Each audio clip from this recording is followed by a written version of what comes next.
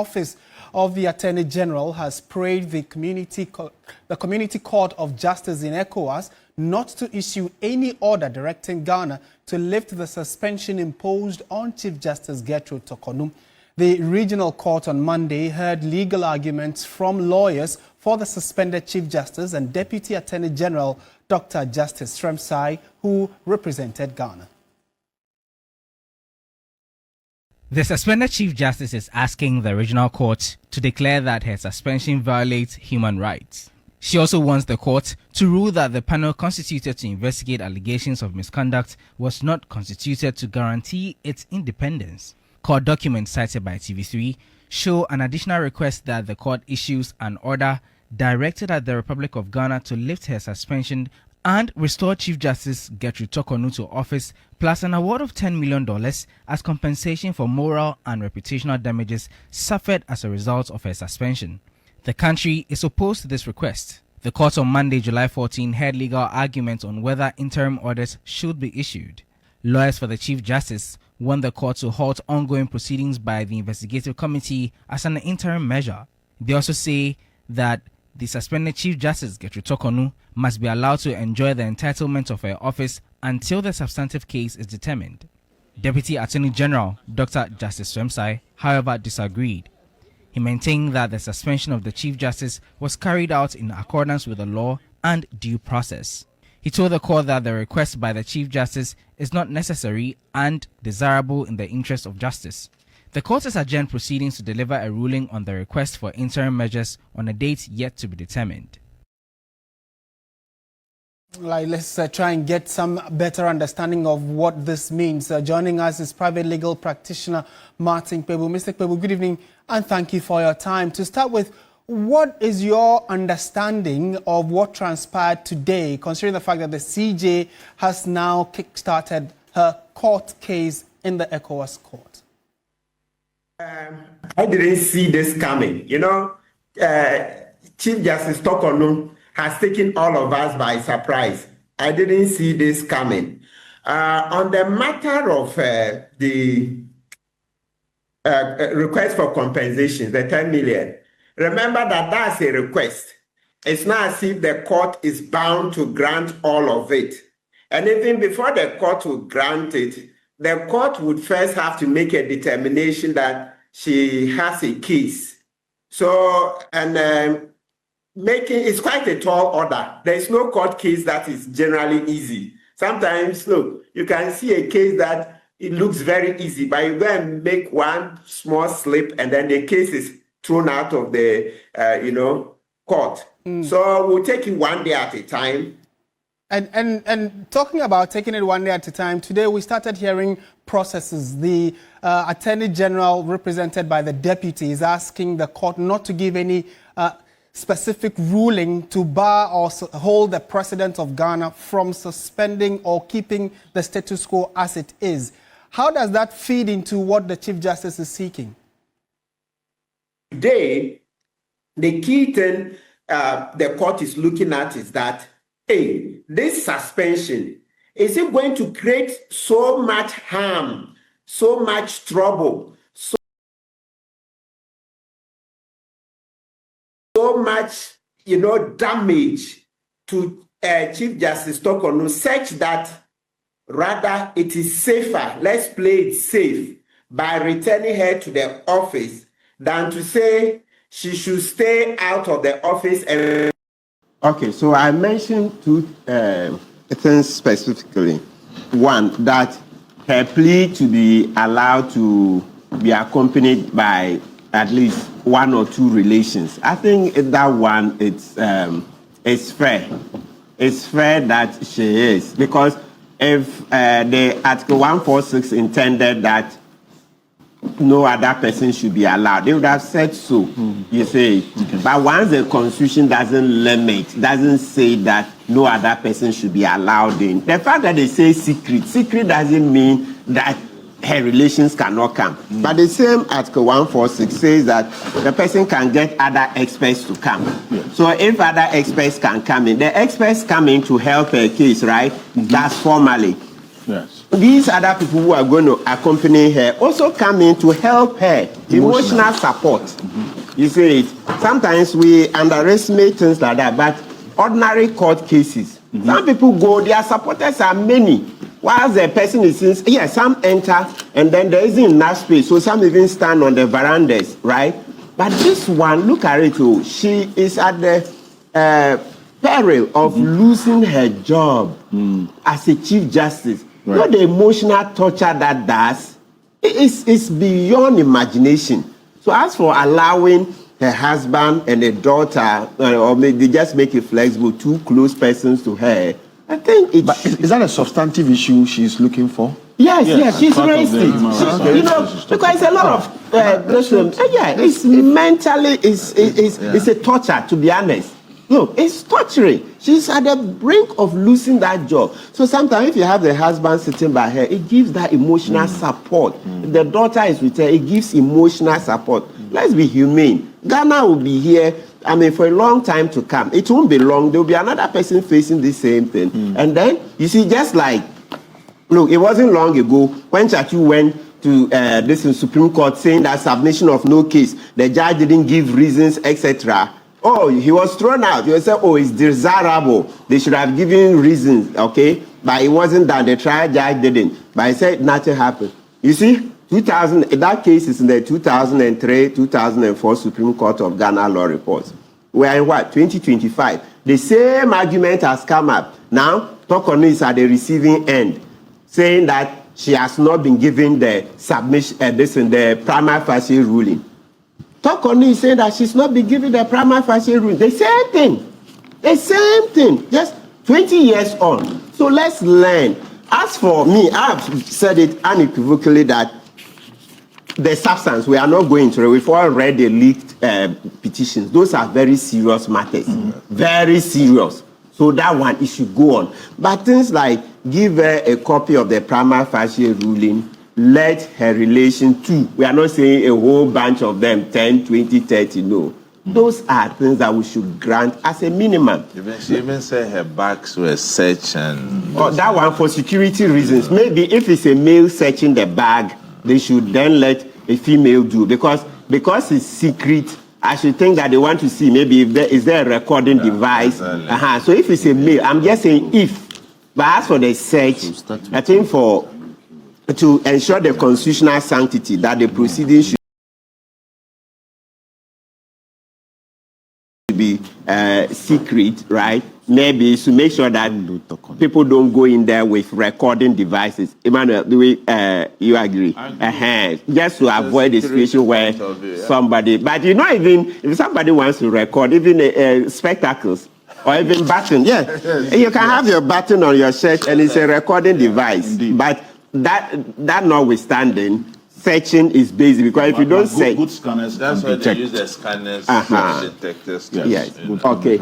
Now let's come to her case in the ECOWAS court. That one, you see, let's give some education, please. Under the jurisprudence of the ECOWAS court, the fact that she has 1,000 cases in Ghana, it doesn't stop her from going to the ECOWAS court, okay? So let's get that very clear. Then the point that Kweku Annan is going to be joining us on Zoom briefly. There was a point he made about the ECOWAS court recognizing the internal structure, as it were. They would also look at whether she has exhausted all the internal avenues for remedy. So is the African Court on Human Rights before anything else? Is that in tandem with the dictates of the statutes of the ECOWAS court? No, not the ECOWAS court. The ECOWAS court is very clear. I've read at least 2 decisions where they've said a case before a domestic court is not a bar. The ECOWAS court has been very clear. This one is beyond argument. Maybe we are mixing it. What the ECOWAS statute says is that if you have a case before another international court, so let's say you have a case before the ECOWAS court, then you run to the African court. They say international. We can read them if there's time. If there's time. We'll pull it but up. Yes. As for the domestic one, so for the lawyers who are interested, if you Google it, you see this case. the registered trustees of Header Resource Center, okay, Human and Environmental Development Agenda versus the Republic of Nigeria. Let me repeat it because lawyers, we are all giving education. It says, the registered trustees of Header Resource Center, Human and Environmental Development Agenda versus the Republic of Nigeria.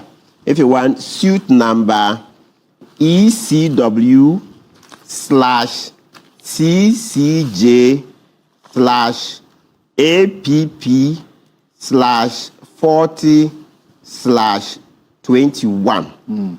Okay, and the judgment 2024. Or if you want, just Google simply. It's a case pending before a domestic court, a bar to the institution of another case in the ECOWAS court. You will see, you'll find it now. As you keep digging, you'll get the judgments. So that one, there is no argument at all. You don't even need to show that the domestic court will be unfair, they will be biased, political, that it is illusory. No, they just say it is not a bar. But maybe out of abundance of caution, you want to show why the domestic court is not one. If you like, I can read this last line, but that's extremely clear, okay, that it is not a bar. Let's not go and say something that, so listen here. It says, so the case I just read, okay, let's read. It says that the court held in registered trustees of the socio-economic rights and accountability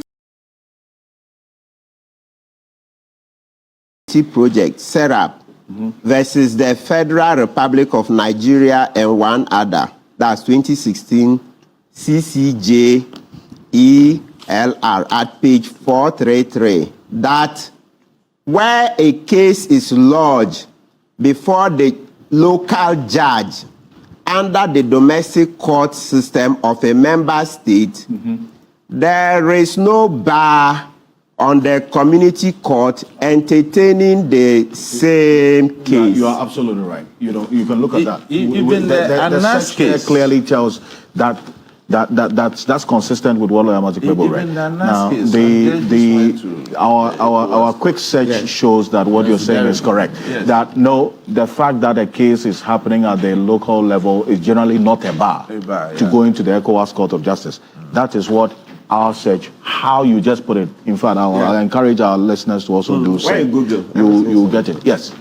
But this is why I bring in. Let's understand the basis for Kweku Annan's position, right? So then, if you have to bring in your point as well, Mr. Kweku Annan is a former director of the Ghana School of Law.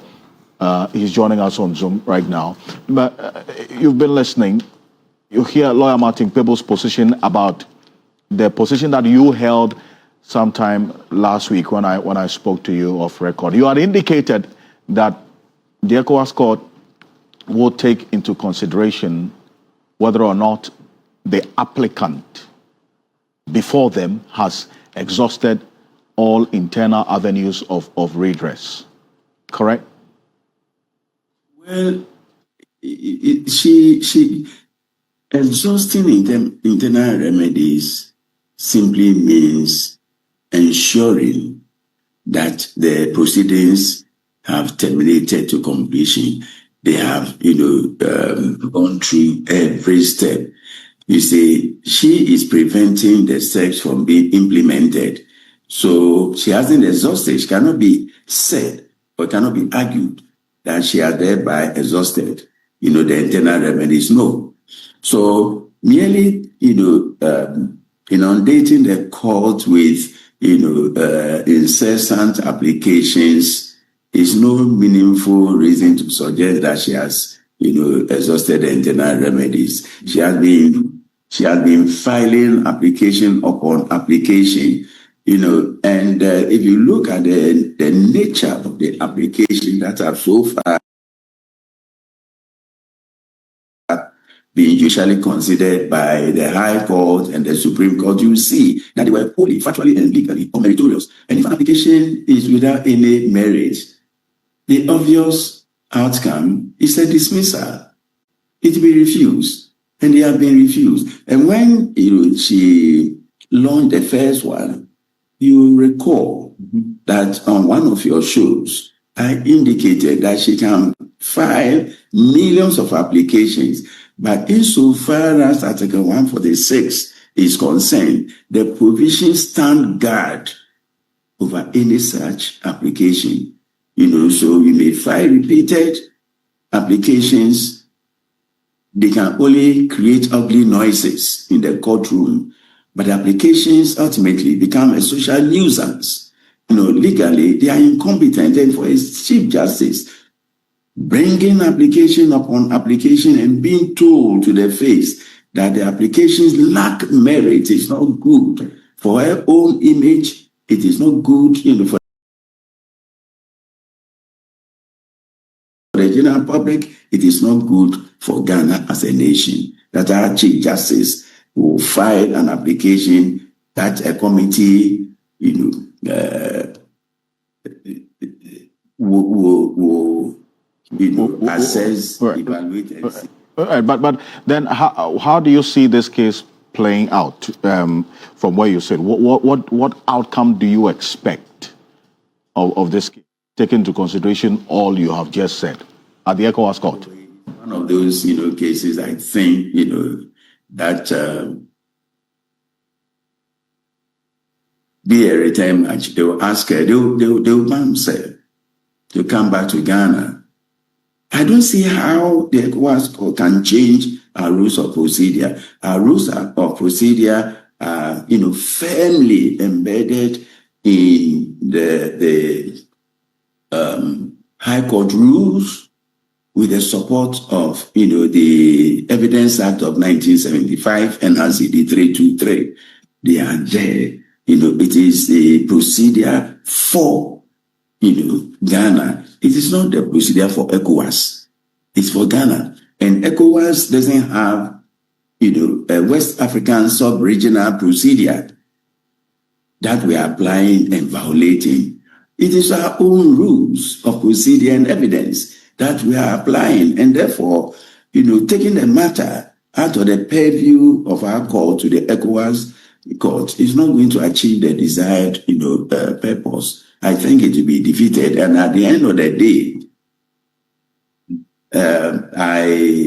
I think that upon a sober reflection, the Chief Justice will realize that, she has shot herself wrongly in the foot. No one else.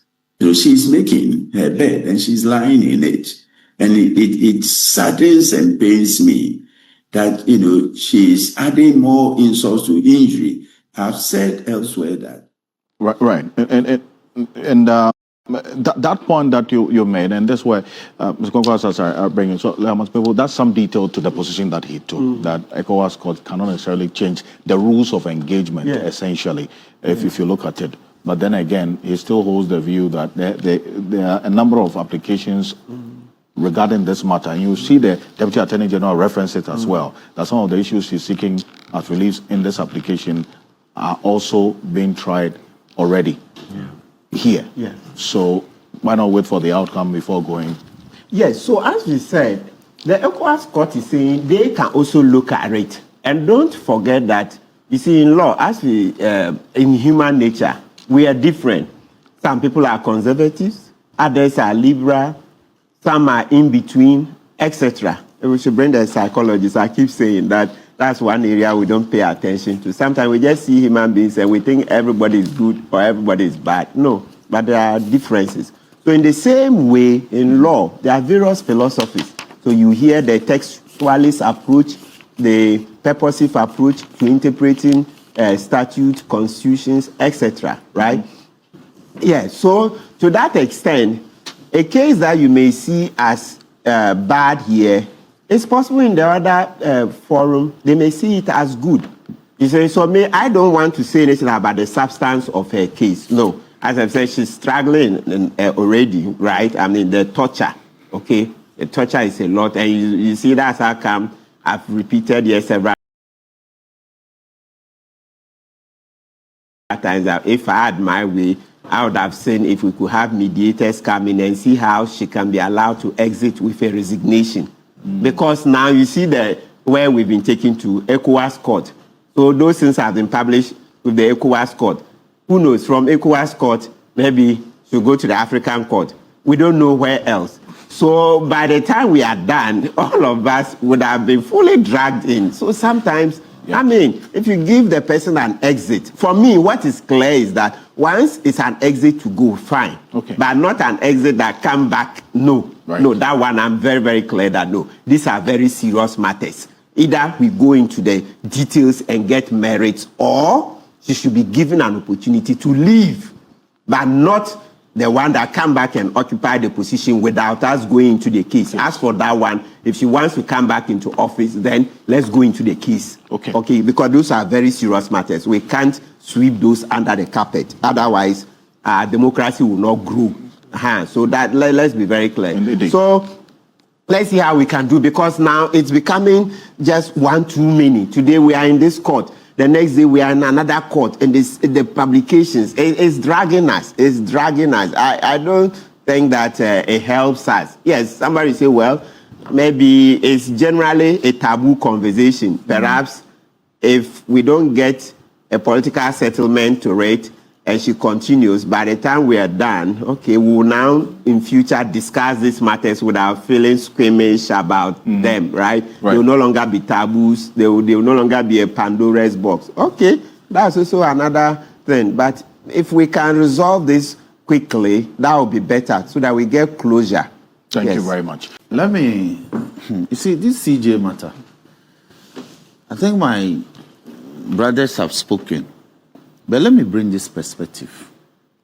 There was a petition. I beg you. I want a question answered. Okay. Before you go on. Otherwise, Martin Ebu, you have given him a question to answer and he spent time talking about other things.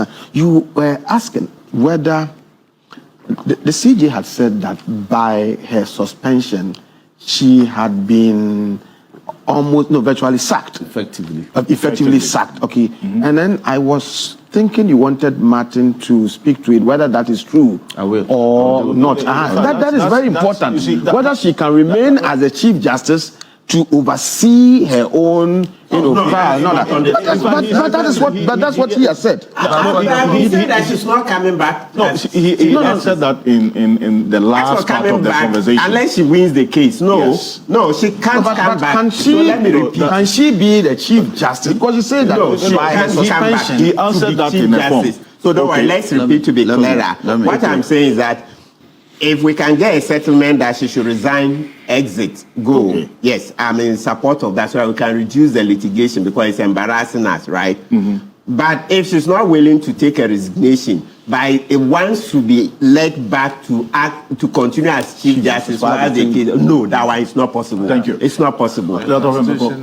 Yes, so let me say this. Sometime last year, late last year, Professor Azar brought a petition for the removal of the CJ.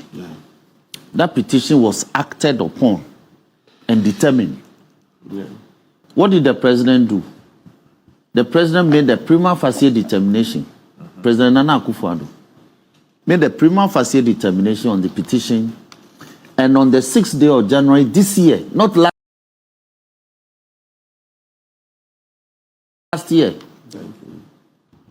just this year, this 2025, one of his last acts in office as the head of state of this country, actioned that petition and said it was unmeritorious. So let's bring this matter into perspective. The suspended CJ, as she is now, never applied for a copy of that petition. Not to my knowledge. She didn't go public about it. She didn't file any process. She didn't say that she needed to be heard before the president made the prima facie determination. So let me ask, was she aware that the prima facie determination will favor her? You see, when you cry for the chick, you must also think about the hawk. Was the CJ of the view that, oh, this one, it won't hurt me, so I shouldn't cry about it? Similar petition for your removal. No, there was no cry, there was no action, no public comment. But it was acted upon using the same Article 146 process. Now, another petition has come asking that it should be removed from office. The same process is being triggered. And suddenly, the whole world must come to an end. So I have a problem about her conduct in this matter. Because she thinks that now these petitions may bite her. So she must do what she's doing. I think she's abusing the court process. Oh. Please. She has handled a lot of cases. How do you say that in pursuance of a constitutional provision that matters like this, you ought to be asked to step aside? Then you make a determination that the stepping aside amounts to effective removal. You are placing your own interpretation on it. When your own court, your own colleagues makes a determination on the matter, you go to town and berate them. You berated some of us when we went to town to criticize, even when matters have been effectively determined. You think that we, even as parties, we shouldn't speak. I have a lot of cases in the court. Some have been heard, some haven't been heard. Me, when I was entering the Supreme Court, even as a party, I was searched.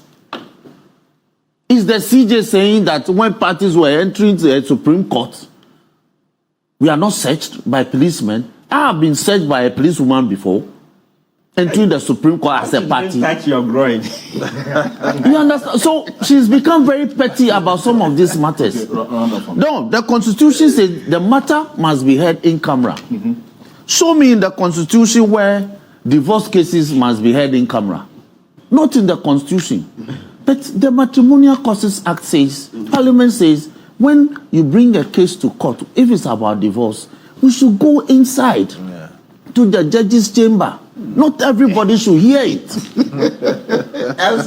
So your children don't follow you. When you come to court, I have done cases where parents come to court with their children. When we are going to the chamber, the kids don't follow. It's only the parties.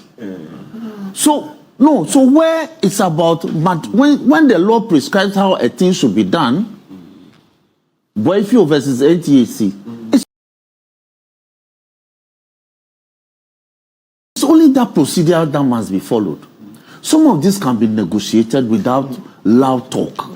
That, oh, yes, I agree. Like Martin events. Yes, you don't do loud talk. You can say that, oh, please, it's in camera, but you know the situation. So I want my husband to accompany me. I don't think that panel would have refused. But if you go to town, if you paint a do lodge as if it's a garrison in the Governor Barracks, where you have been tried. Well, it's a question. Yes. As to whether, since the CJ's husband and her daughter are mentioned in the petition, is it not possible that they can be called in as witnesses in the pending matter? How then do we admit them in the proceedings? Exactly my point. Is that if she thinks she will call if them, she intended, find other people in her family. No, so these are the issues that you can see that, oh, yes, even though they've been referenced in the petition, you don't intend to call them. Perhaps the panel members may be pointing to that why? They are being referenced in the petition. You may want to rely on them as a witness. And that being the case, we may not be able to allow them. I'm also thinking aloud. Okay. These matters, we are not apprised of all the final facts. So the CJ should take her time. But is she assuming that should be removed willy-nilly? I think that is her mindset. Otherwise, I'll go through this matter. For all you know, I'll be exonerated. Hey, Charlie. No. No. You see, there's a presumption of innocence until proven guilty. How do you assume that one petition against you was dismissed? This one has many charges. No. You see, the multiplicity or the multitude nature of the charges do not constitute proof. That's the law. Okay. Yeah. You see, however plenty the charges are, do not constitute your liability. It must be established. and evidence must be led and recanted. You are the pinnacle. You are the arrowhead of our judiciary. Why are you in a state of trepidation? Right. One petition came, it failed.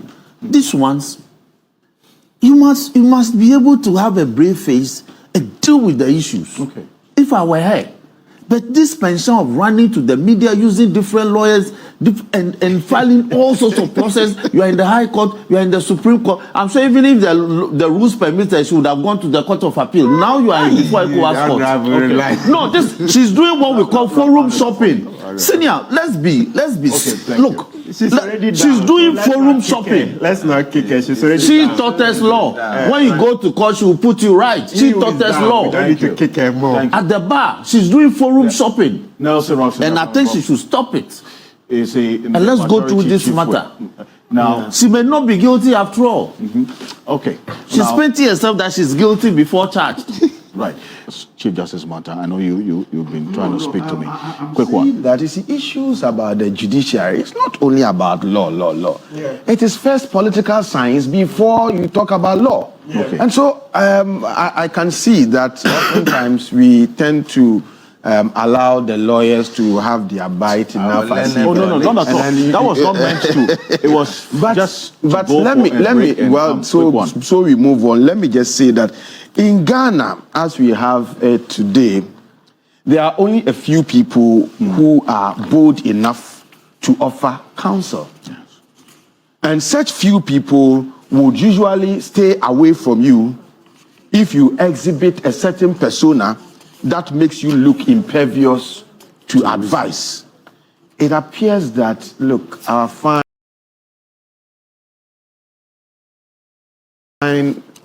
Chief Justice, in my view, it appears that no one is advising her well. So that's how come, in my view, what she's doing, I would say that she is on a legally and politically suicidal and self-incriminating mission that may ruin who she could be for Ghana in future. Right. Unfortunately, because of the nauseating and hypocritical practice of partisan politics, elders who have to speak have remained silent. Right. But I think that giant strides will be made in our democracy, especially in our drive towards democratic maturity, when elders who are expected to wield some moderating influences begin to intervene in some of these things. I'm thinking that people should just call her behind the scenes and say that, well, there's a process that has been initiated.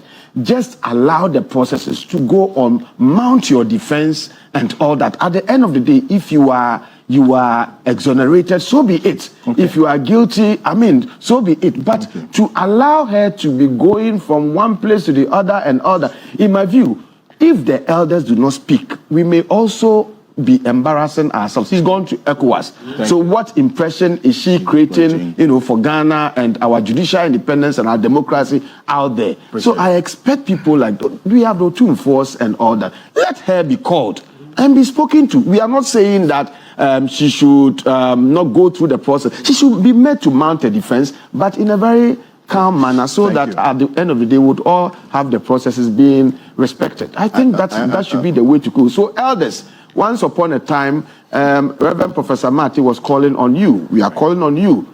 Please intervene. Thank you very much. Now, thanks for watching. Like and share the video. You can also drop your comment. Please don't forget to subscribe. Click on the bell to turn on the notification.